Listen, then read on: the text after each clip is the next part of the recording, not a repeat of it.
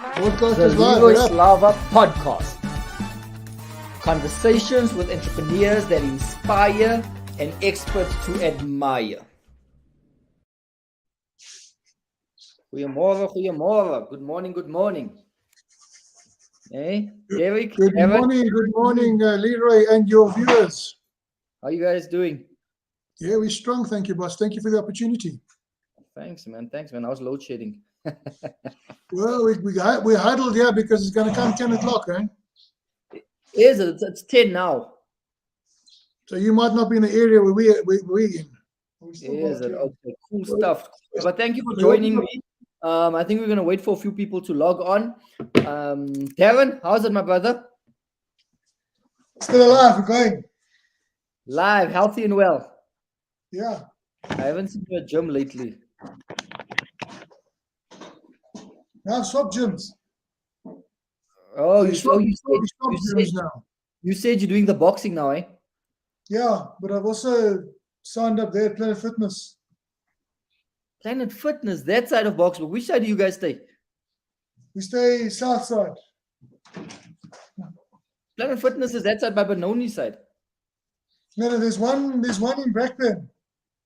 Oh yeah, the one by Carnival. The one yes, by Carnival. Okay, awesome. I think let's get into it. Some people are gonna jump on as time comes. So welcome. So we've got Darren and Derek Fox today, ladies and gentlemen, from Fox & Co. Tell us out firstly. I think before you tell us, Derek, what you do at Fox & Co. Maybe tell us how it is working with your son. How it is father and son, eh? Tell us how that works. How that relationship. Yeah, thank you, Leroy. Listen, pension plan, eh? Somebody has to have a pension plan, and Darren's my pension plan. I'm in the fortunate position to have succession planning. And, it's a very sad thing because lots of people don't have succession planning.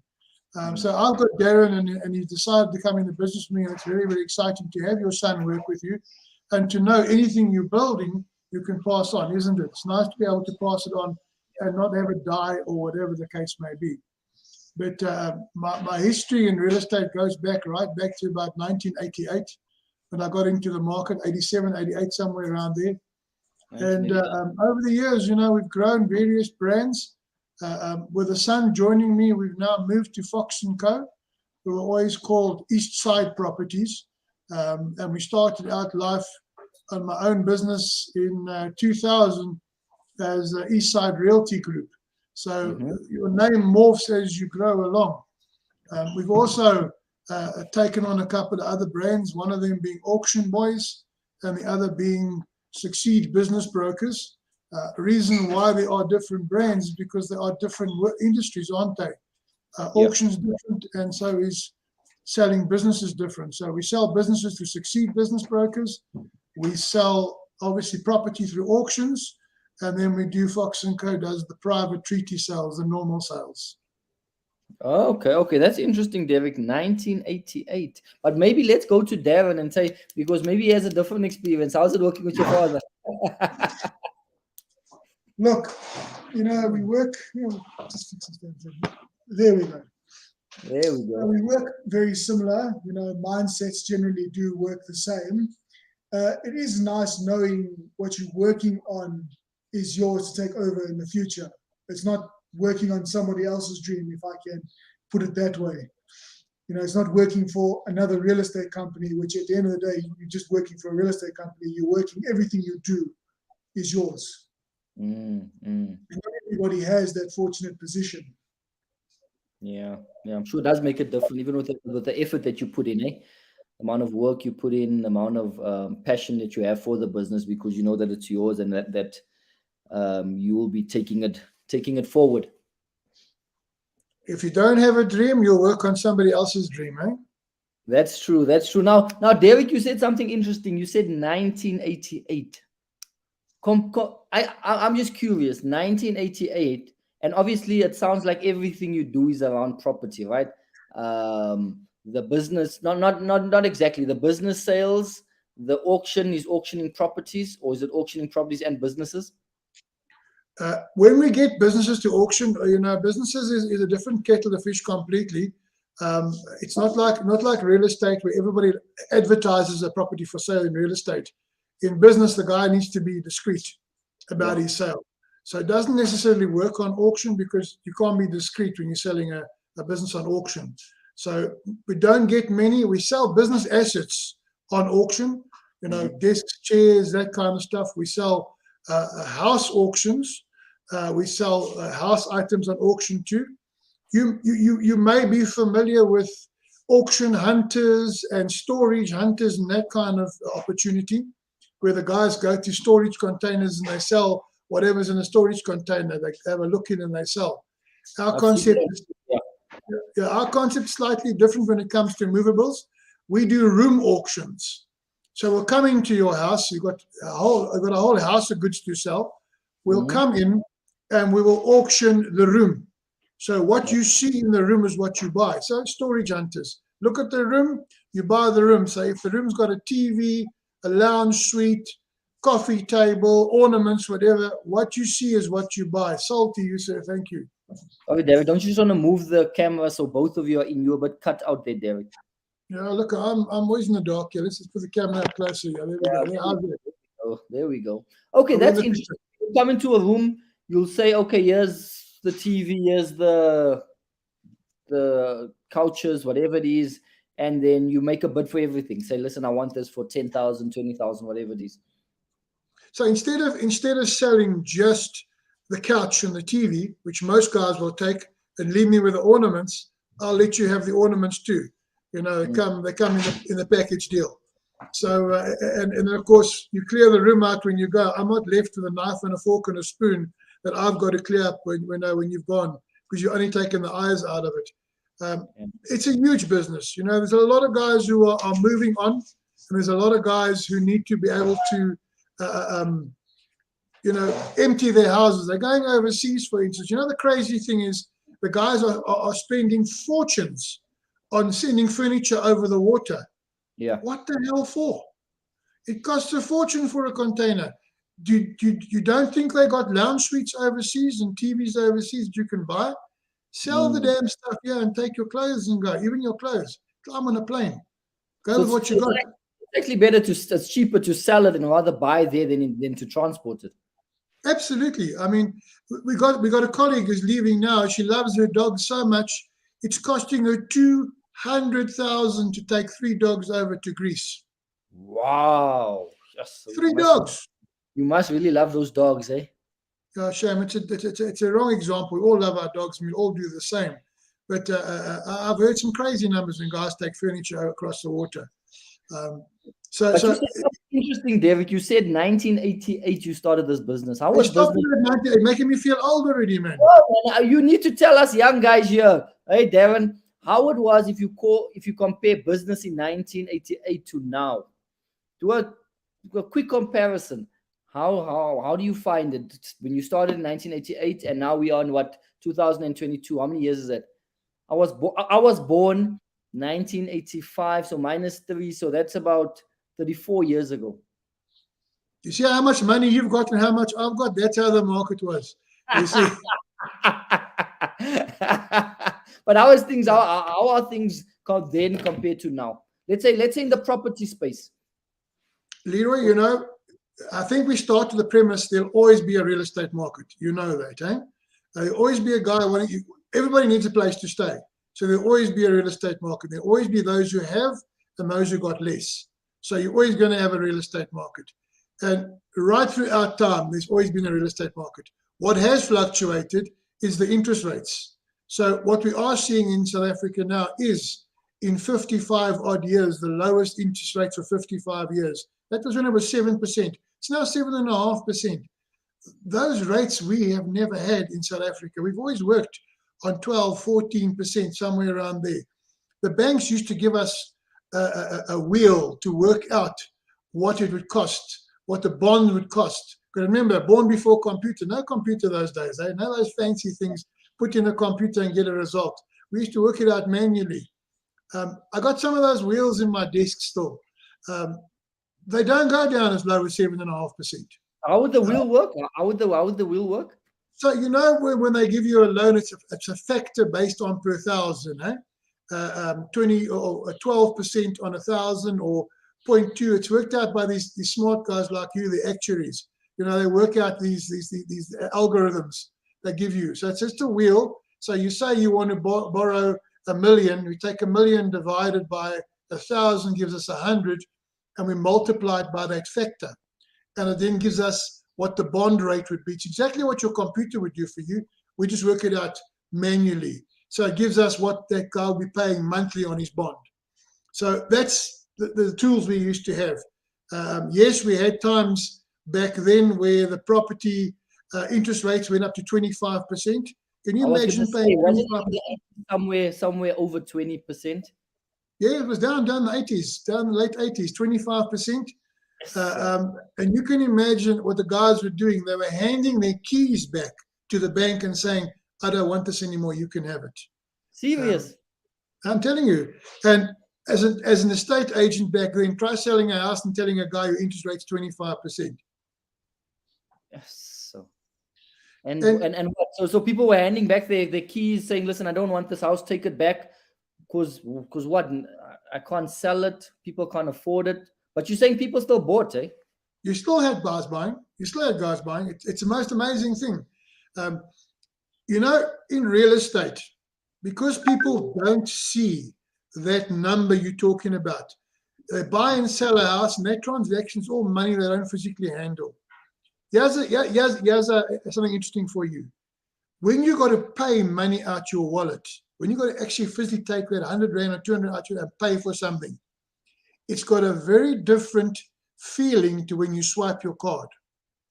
And that's the same as when you sell a house. You don't see that money.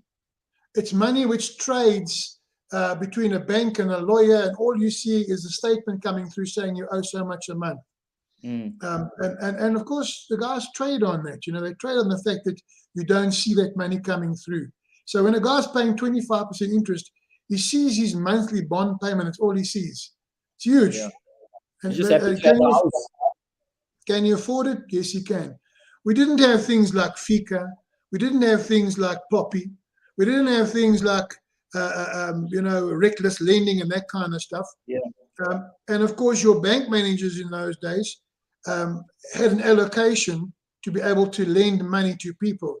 So he knew the Slava family, and he knew, well, the youngster Slava called Leroy must come from a good home, so therefore we'll lend him the money because I'm backing on his father being a good person.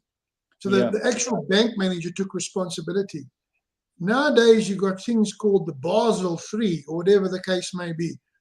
It goes to a credit committee, and the credit committee then decides before it goes to the bank manager who signs it off to protect the guy. So there's a lot more layers. So what was better now, with the more regulation or with the less, with the bank manager? What do you prefer? You can imagine with the less regulation, can't you? Now it's a lot more difficult. However, your market size has tripled, even quadrupled. Back then, we were still talking about the good old apartheid days, and only 5% of people owned home. Yeah. Only 5% of the market were homeowners. In the new South Africa, that number could be as high as 17, 18% of people actually own their own homes today, or have got bonds. So wait, Derek, you're saying 17% of people are homeowners now? Homeowners have got bonds, 17 to 18% of people. It's still low. There's still a big market out there. Huge. The property space is huge. That most people are still renting, and only 17% of people own their homes. Absolutely. Or have and of course, I think you fall in that famous category called millennial, the why should we category. That's from what? 1980s. Millennials is what? Yeah, 80, somewhere around the 82, somewhere around there. The 82 to about, what are you, 90? I'm 97. But just before him, he's a Gen Z. Yeah. So you're a millennial. You're part of the why should we crowd. Why should we buy? Why should we rent? Why should we leave my parents' house? So, and that is the case right now. The millennials aren't buying property; they're renting.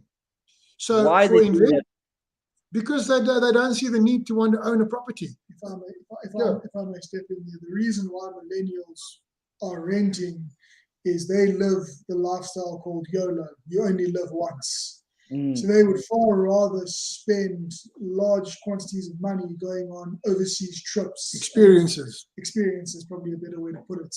You know, cruises, hiking, like, you know, in very exotic locations, all that kind of stuff.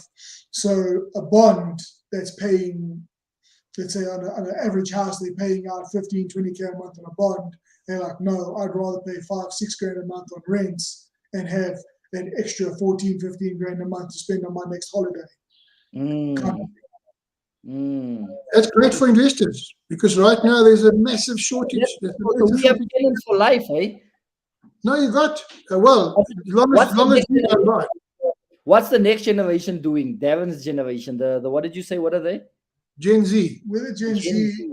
What do they do? Do they buy? Do they rent? What do they do?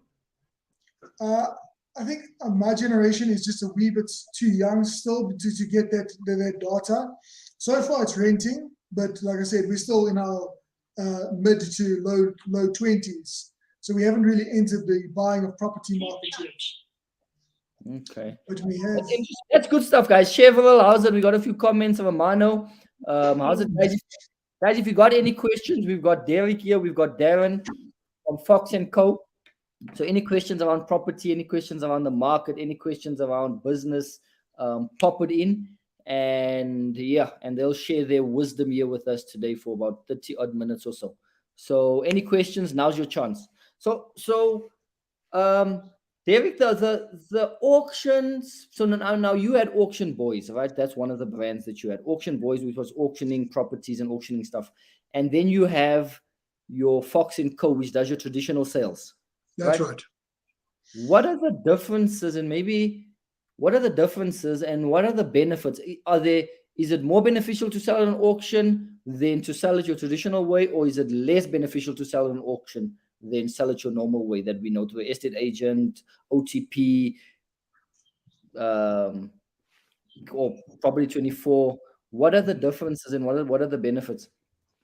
So let's clarify this. Is a normal sale not an auction? Because if I've got Leroy coming to give me an offer of R1 million for a property, and I've got Darren who's going to give me an offer for 900,000, which offer am I going to take? Yeah, you're going to take the higher offer. So is that not an auction? Two people bidding for the same property? So it's just it's just different. It's not in the same room, or it's not at the same time, which with an auction where we all together, it brings up different emotions. It brings up to different. It's an auction fever. We trade on auction fever, we call it. We're likely to have auction fever.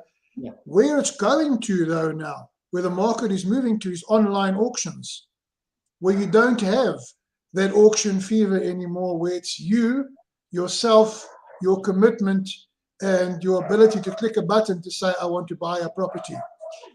Okay. So that is where it's going to. But there is still live auctions. We still want live auctions. And why you would go for an auction, for me and for you particularly, is because you're going to get a result. If you don't get the property, it's a result. If you do get the property, it's a result. Okay. Buyers and sellers want the same thing. What does a seller want when he sells his property? Quick sale at the best price. Yeah. What does a buyer want? Best price, quick buy. They both want the same things. And as agents in the middle, we got to provide that service to them. When you go and do the normal real estate, you're taking it over a period of time. Some houses sit for 3-6 months. People come through them all the time, walk through them all the time, don't make offers. So difference between auction and normal real estate is your situation. What do you need at that point in time? What do you want? If you got time, you give it to a normal real estate agent. If you want to sell it quickly, you give it to an auctioneer. Now, with the auctioneer, do you need to have cash available? Because is it like the sheriff's auction where you pay a 10% deposit or not? You just pay the sheriff commission. So essentially what the market works on is commitment, skin in the game. So we do ask the guys to come into the market and put some marketing costs down. Why do we ask you for marketing costs? It's your skin in the game. If you got some money in the game, first of all, you're going to allow us to negotiate your price. We call it price counseling. Some people are going to go out there and want ridiculous prices for their properties. You know it's not in the market. I've got to price counsel you, and you're going to pay me marketing costs. If you put money in the game, you're going to be more realistic than if you don't. Yeah. So we ask for a marketing cost, and it's a budget which we give you, and you decide what budget you can afford, and that goes out to the market. All right, and we spend that money completely on marketing. Here's another difference between auction and normal sales. In a normal sales environment, you're one of many properties being advertised by that agency. On an auction event, we highlight your property. So we put a lot of focus on your property, one property at a time. That's all we do. So that's and that's big. Also on auctions, you're dealing with a person who's paying, the buyer. Bless an agent, I'm one myself, all right?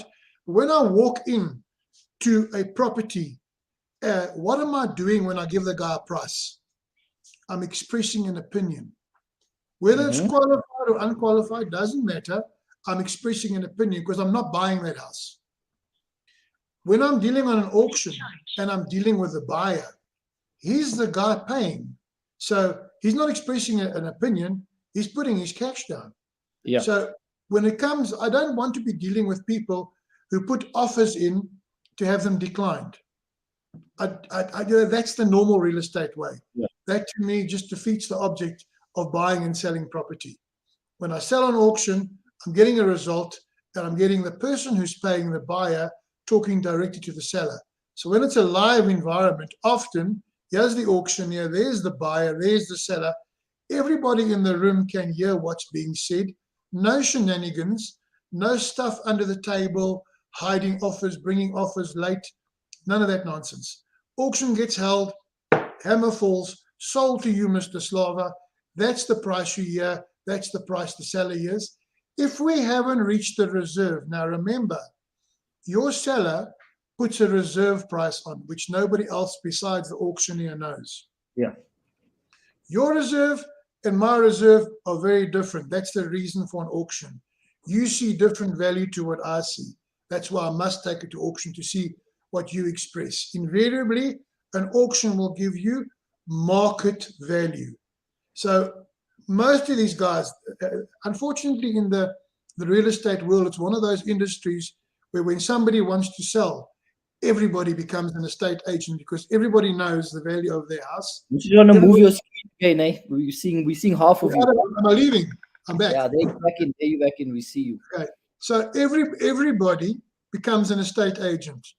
They know what their house is worth. They know what it sells for because the neighbor sold for this and the neighbor sold for that. So they're telling me what they want to sell their property for. Yeah. So I've been doing this for 32 years. Even I can't give you 100% value on your property because who determines the value of any sale? The market, the buyers. The buyer. The buyer says, I'll pay what? That is the price. And the seller says, I'll take it. Or the seller says, no, thank you. I'll negotiate. I'll counter offer. That is the basis of the market. So when an agent walks in and says, yeah, no, I'll give you a price. Fantastic. Is it really what the price of the house is worth? Is that really what the buyer wants? Another scenario for you. There's different valuations. There's the municipal valuation, it's either too low or too high. There's the estate agent's valuation, which is high. They want a mandate, and then when they got the mandate, they tell you to bring your price down. Then it's the investor's valuation, which is always very low. They find the problems with it. And then it's a true valuation, is what a buyer is willing to pay for that property. Absolutely. And also what a seller actually wants. So here's a scenario for you. Darren's an estate agent. He goes in to list a property, and the seller says to him, I want, or I need. Terrible words in the market. It's got nothing to do with it. I need and I want. But tells Darren, I want 2 million for my property. I walk into that auction. I walk into some auctioneer. I say, Mr. Seller, God forbid a bus hits you tomorrow. What do you actually want? So let me explain that to you. When Darren walks in, the seller has already got in his mind he's going to negotiate. So he's already added negotiation value to his price. Maybe he only wants 1.8, but he's put 100,000 Rand on for negotiation. So 1.9. Darren walks in. Darren's an estate agent. He also knows he's going to have to negotiate. So he puts some money on the price. Now we're at 2 million. I walk in as an auctioneer. I tell him, Mr. Seller, what do you actually want in your pocket? He says, he says to me, I need, but it's 1.8 million. Okay. Darren's in the market at 2, I'm in at 1.8. Who should get the deal? The auctioneer should get the deal. Because it's 1.8. And that's what you see with auctions. As long as the auctioneer is price counseling his seller to what the market is, and he removes the statement, I need and I want. Why does the seller need? Why does the seller want? Because he's buying his next house. He's gone and made an offer on a house and he needs X, Y, Z out of his house to pay for his next house. Doesn't come into it. Let's get down to market value. Put an auctioneer down, that's what market value is. I've price counted by the time I've taken that thing to auction. Thanks for that, Derek. We got a couple of questions here. So basically your thing was, if you want to sell it quickly, you want to get what the market's willing to pay for it, take it to auctioneer. 30 days. Your property's gone. 30 days. If you've got time and you want to wait 6 months, or you then go the other route. Give it to 1,000 agents, prostitute it. Too much for their properties. If a property sits, invariably there's something wrong with the property or something wrong with the price. It can only be those two factors. Always price. There's nothing more than that. And Darren's right. It's always price. The guy wants too much. He's seen his neighbor sold. No two sales are the same. Never will be, never are. Can't be. Everyone's got different dynamic. And what you'll find even in one street, I've seen in one street where one property is 2 million, and you go down the street and you find the other one is 1.2 or million, and you're like, so if you pull a report on that property, you'll say that in this street property sell for 2 million, but yours is actually down this side of the street, or yours is actually worth 1 million. Yes. But now, it's tricky getting the value. The market value is what you, the buyer, says it's worth, what you want to pay. All right, it's not what the investor wants to pay, because the investor wants to get it as low as he can, but then he's the buyer. That's what the buyer wants. The buyer wants to go in as low as he can. The seller wants to go in as high as he can. Somewhere between those two lie the truth, and that's what an agent or an auctioneer needs to get to. Yeah. Oh, that's good information. We got a question here. We got 2 questions. It says, is this the right time to buy a property? And is it safe to buy a house on auction? Okay, I think some of that you've answered, but if one of you want to answer that. Different auctions. So you've got sheriff's auction, and you've got normal auction and liquidation auction. Let's explain those quickly. Sheriff's auction, the bank has taken the house back. Invariably, there's arrear rates and taxes, water and lights. Because it's a sheriff's auction, you, the buyer, are responsible for the rates and taxes and the arrear water and lights. So if you don't know what that number is, and you generally don't, unless you've got a contact at the council, you might be buying, you might buy the property at a reasonable price, but you now land up with that extra cost. That's a sheriff's auction. Private auction is where a guy comes to me, he's leaving town, he's in trouble, he realizes he's in trouble, he wants to sell quickly. That's a private auction. He comes to me, good time, good house to buy, because the guy needs to sell, he's got a pressure point. Okay. Liquidation, something's happened, the guy has lost everything, and now a liquidator has taken that house to market. On a liquidation sale, there's normally not a reserve price. So there's normally, it's called an absolute auction, no reserve. So whatever the buyers get to, they sell. They really have to take. The liquidators are a bit of the slong in the grass. They might not, want to take that number, but it's an absolute auction. They're obliged to take it. It's a legal process. Liquidation is a legal process. They must take what they can get. Difficulty with that is the person who's in liquidation, if he owes 500,000 on his property and it sells for 400,000, he's still responsible for the 100,000 rand to the bank. That's the difficulty. And the same goes for a sheriff's auction. If the bank wants a certain number and they don't get it, or they take the number and the guy owes more, he's responsible for the balance. But on a private auction, all this information is available to you, and none of those costs are yours. They're the costs of the seller's estate, not your estate.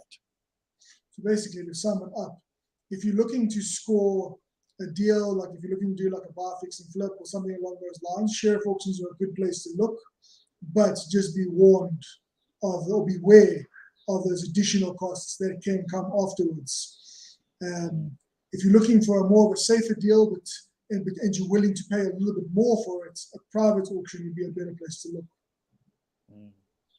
Yeah, no, And of that's course, true. liquidations fall in the same category. Yeah. So I think that answers your question, Cheryl. So she says, is now the right time to buy a property? It's always the right time. If you buy, depends on where you are and what you want. Absolutely. So yeah, and I think at auctions, it's sometimes I started buying at sheriff's auction, Darren Derek. I started buying at sheriff's auction, I think about 8 years ago, and I've saw people pay the full market value, even I think even higher than and they still owe the rates, and they still owe levies, and they still need to evict the owner or the tenant, whoever in there. But just because it's auction, people think when it's auction, it means discount. I love it. I don't care what you think. I love it. People think, oh, it's auction, I'm getting a discount, and you find yourself paying more than what you're supposed to, especially at sheriff's auctions. Yes. With the rates, with the eviction costs, with the holding costs, because sometimes you don't get the owner out for a few months, and then they end up paying way more than what it's supposed to. So the private auctions are a lot safer, a lot better. I haven't been back in a few years, so I can't tell you how it's going there now at the sheriff's auction. I should actually go pop in to see how it.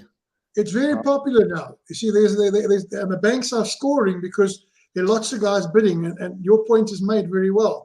Guys think there's a bargain. They new guys in the market, they haven't done their homework, and the bank will sit and take a bid as high as you're willing to go. And that's an auction here too. And I'm going to keep taking a bid as long as you're talking. And when you eventually stop, I'll say, well, thank you. Okay. So, I mean, and there's interesting terminology when an auctioneer talks. Some of them will tell you we passed the reserve. Some of them will say this property is now on the market, which means it's past the reserve. Lots of times you've got people sitting in the background, not sure to make an offer, and then they hear the word, this property is now on the market, then they jump in because they don't want to lose it.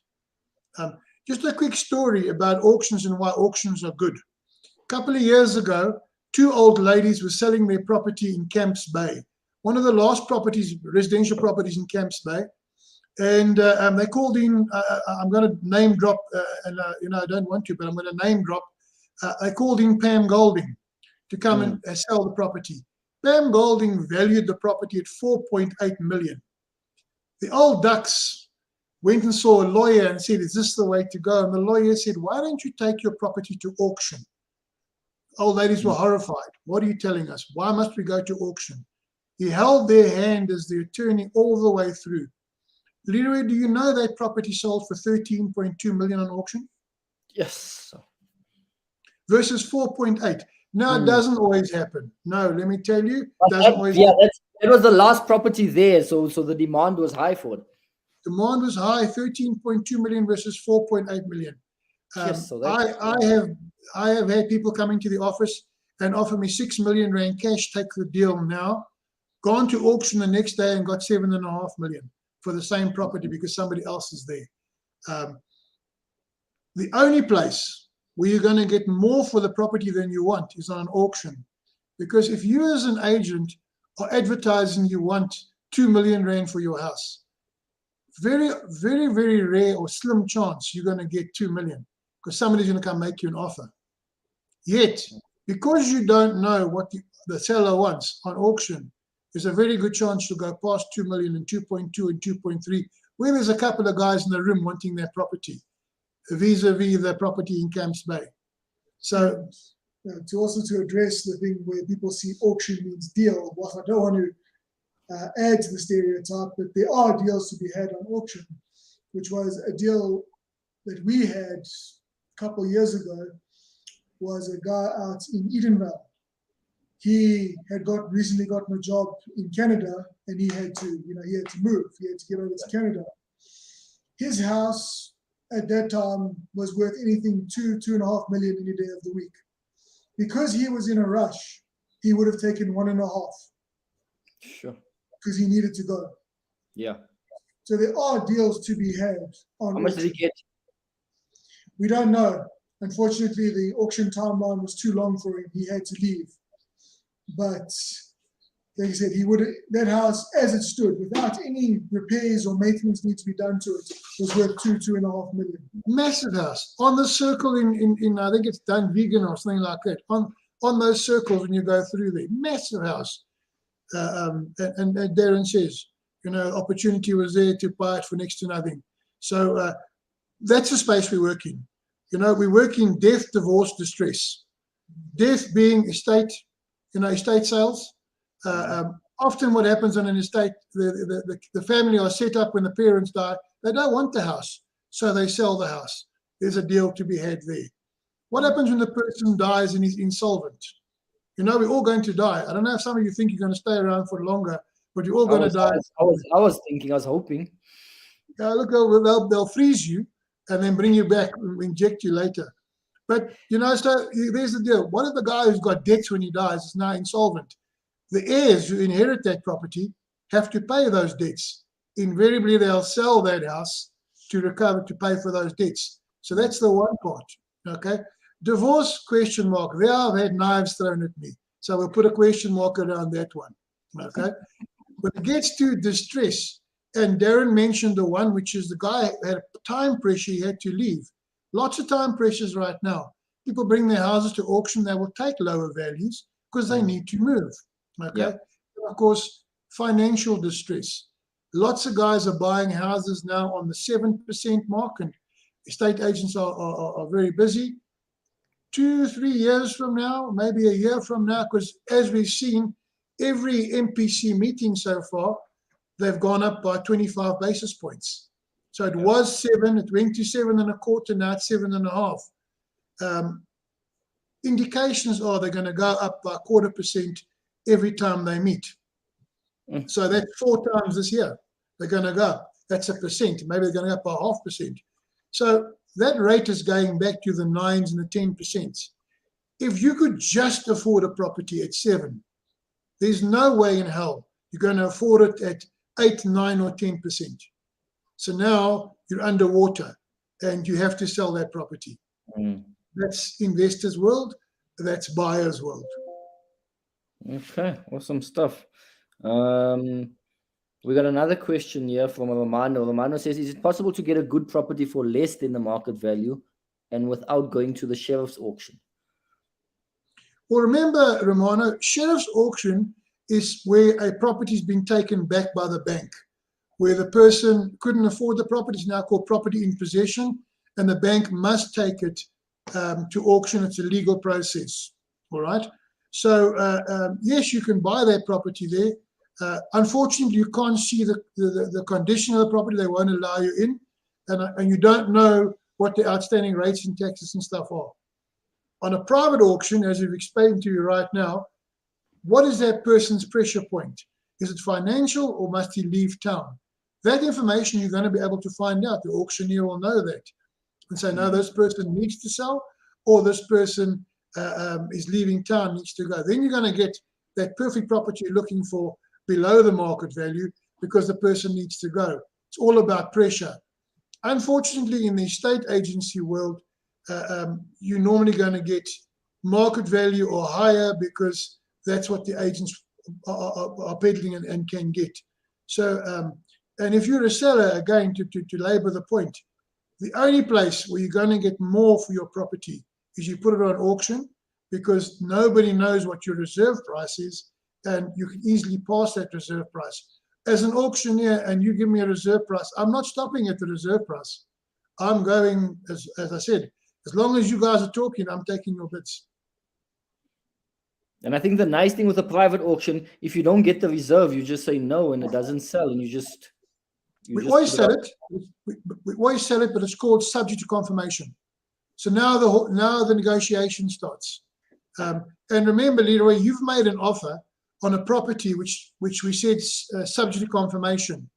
Somebody else can come in and make a higher bid than you once. It's not a horse trade.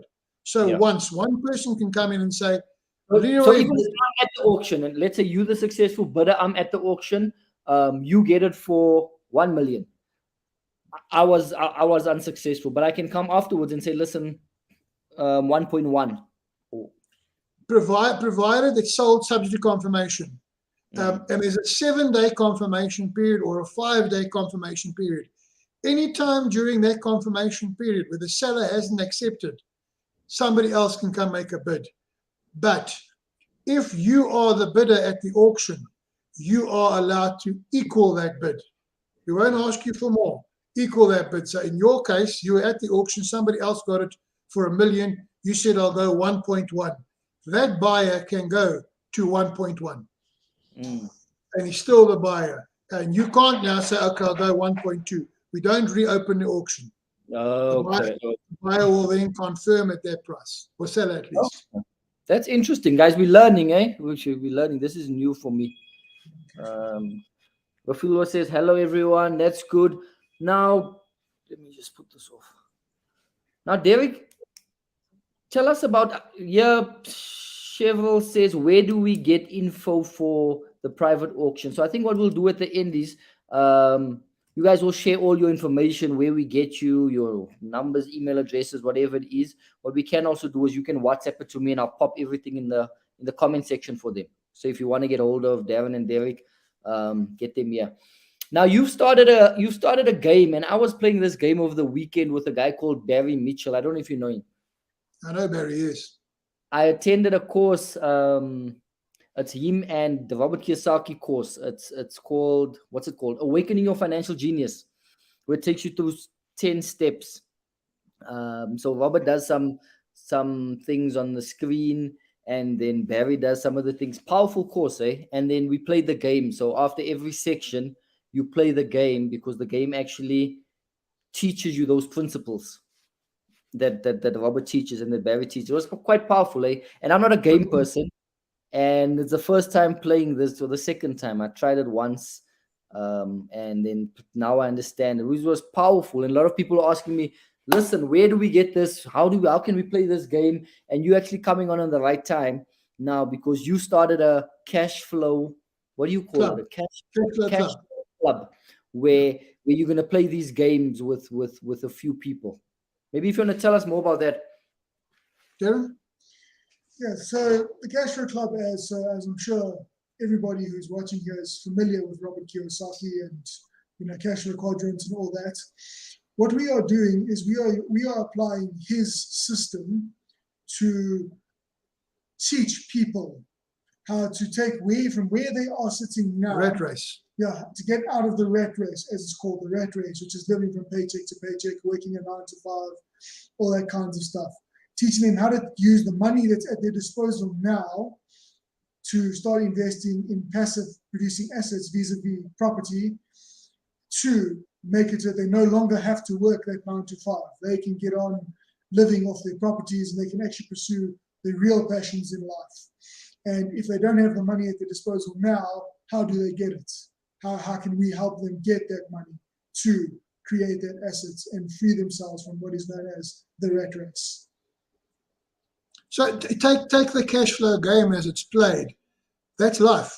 So you got the circle, the little circle that talks about things that happen to you in life, having babies, paying debts, paying bills, and you then have to get out of that rat race to get into what your dream is.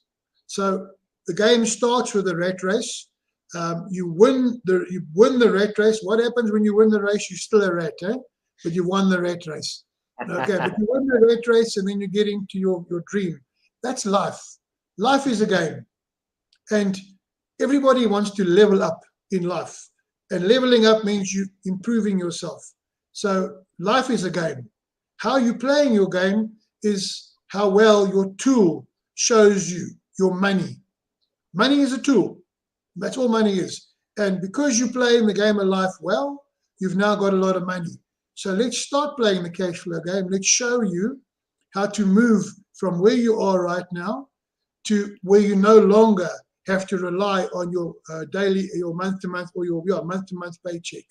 That's what it is. It's free. Can you believe I'm giving my time away for free? Free, David. Free. So anyone can come. Anyone can come. It's on the 17th of March at Empress Palace, News Cafe, Empress Palace, upstairs. Yeah, News Cafe.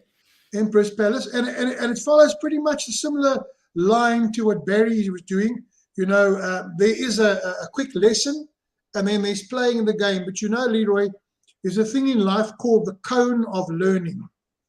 And the reason we do it this way is because when you participate, play the game, discuss it, talk with those around you, and watch the lessons, you retain between 70 and 90% of the information.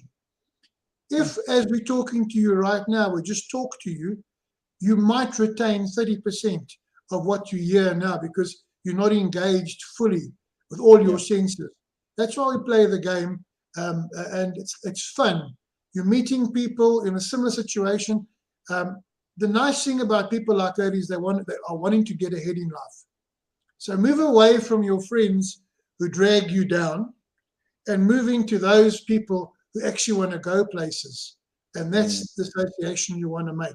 And that's what cash flow is all about. Just teach people what's an asset, what's a liability, what's an expense, what's not an expense. Awesome stuff. I'm looking forward to it. I'm going to join you next week, the 17th. That's Thursday, eh?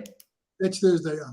That's Thursday, News Cafe at Emperor Palace. There's a conference center on top there, so it's not going to be in the News Cafe where people are eating and drinking. No, upstairs. And yeah, so I'm going to come, and I enjoyed it. I got out of the rat race, and he gave us like 50 minutes each game. 50 minutes. First time I didn't understand it. Second time, a little bit better. Third time I got out. Fourth time I got out of the whole game. You can play it online. You can play it online. It's free to play online as well. So you can start playing it online and see how the game works. I played the game 3 times before I got out of it. Darren played it once. I don't know what's wrong with these youngsters, but he got out first time. I think he pulled the Schlenter. I'm not sure what he did. You should have audited him with his numbers there. No, he just said I'm out, and I tried. I was bankrupt twice before I came out the third time. Yeah. You see, so that's a nice part of the youngster. It mirrors behavior, eh? Because we were finding that in the game, the way you are in life is actually the way you play the game. 100%. That was powerful. If you're very conservative, that's exactly if you're very if you're brave and you make stupid decisions, that's what you do in the game. So we found out that it mirrors behavior, that game, eh? 100%. You need to actually change who you are and your behavior to actually become successful and get out of the rat race, which was quite interesting. What Kiyosaki says is you have to play the game for at least a year or 12 consecutive times to change habits, as you were talking about now. People think how they live, conservative or whatever. So to really understand and grow with the game and take it into life, you've got to play it consecutively. You can't play it once and say you understand cash flow. And life is about cash flow. No, it was powerful. What does our Jewish friend say? Turnover is vanity, because everybody shows you how much money they're turning over. Bottom line is sanity. We all go for bottom line, but cash flow is king. Say that again. Turnover is vanity. Is vanity, yeah. Bottom line is sanity. Bottom line is sanity, yeah. Cash flow is king. Cash flow is king. Guys, wisdom here from Derek and Darren. Hey, turnover is vanity. Bottom line is sanity. but cash flow is king. So, Derek, you're gonna send me all the details, on a WhatsApp. Send everything to me in one WhatsApp. Your where we get hold of the you guys from the Fox & Co auction side and the game.